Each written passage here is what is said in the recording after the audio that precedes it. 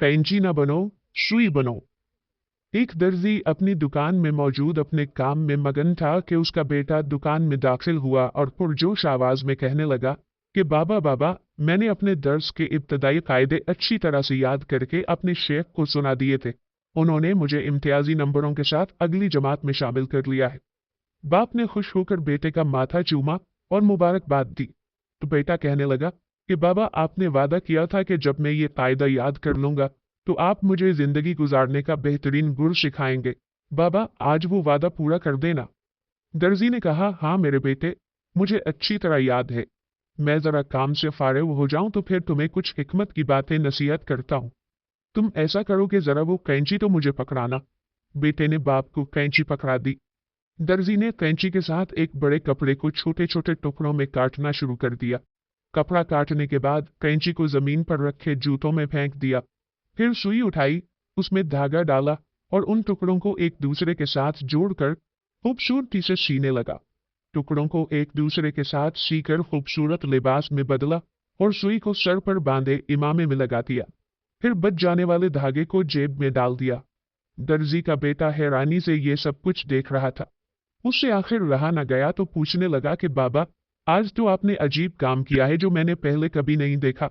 इतनी महंगी तरीन कैंची को जमीन पर जूतों में फेंक दिया और सस्ती सी सुई को सर पर इमामे में लगा लिया। ऐसा क्यों है?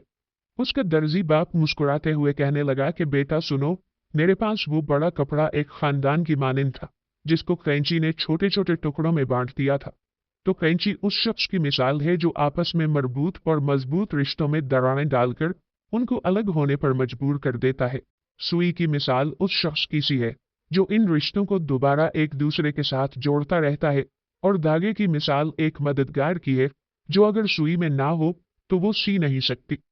अब मेरे बेटे, तुमने जिंदगी भर इस नसीहत को याद रखना है कि बज़ाहिर कीमती दिखाई देने वाले लोग जो रिश्तों को फिरका फिरका करने वाले हैं, उनकी जगह कैंची की मानिंद जूतों में है, और हमेशा जोड़ने वाले लोग जो सुई की तरह बज़ाहिर आम से क्यों ना दिखाई दें, उन्हें हमेशा इज्जत और एहतराम से सर पर बिठा कर रखना चाहिए। मेरे बेटे, मेरी आखिरी नसीहत कि तुमने देखा कि मैंने काम निपटाकर धागे को जेब में रख लिया था, इससे मुराद हमेशा इस बात का ख्याल रखना कि जब भी कोई काम करने का इरादा हो तो आसपास अपने मददगार और मुखलिस दोस्त जरूर रखना।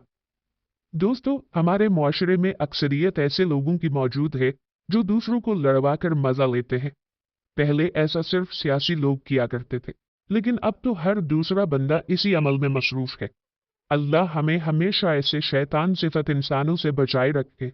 आमीन। उम्मीद करते हैं आपको हमारी वीडियो का मकसद समझ में आ गया होगा और आप इससे इबरत हासिल करेंगे और आप इससे सबक हासिल करेंगे।